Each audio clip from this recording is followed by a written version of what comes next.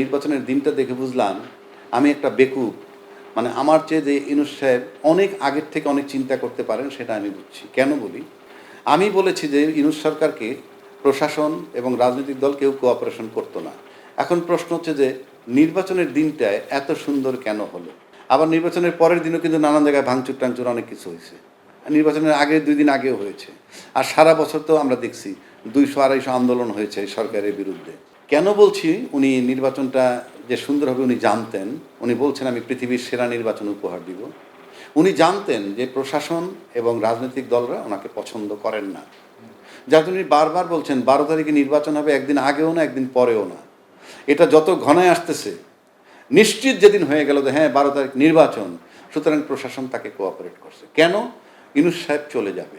ইউনূস সাহেবকে সরানোটাই ছিল একটা বিশাল চিন্তাভাবনা। তার সরানোটা জরুরি। In the name of election হোক। যদি ১২ তারিখের পরে উনি শিফট করতে চান তাহলে অন্য পরিস্থিতিতে তারপরে নির্বাচন না হইলেও উনিকে চলে যেতে হতো। যেহেতু উনি নিশ্চিত করছেন ১২ তারিখ চলে যাবেন, তাই প্রশাসন কোঅপারেট করেছে ১০০ ভাগ। কোঅপারেট করে দেখিয়েছে যে ইয়েস। আর ইউনূস সাহেব জানতেন যে আমি যে চলে যাব সেই কারণেই নির্বাচনটা সুন্দর করবে প্রশাসন।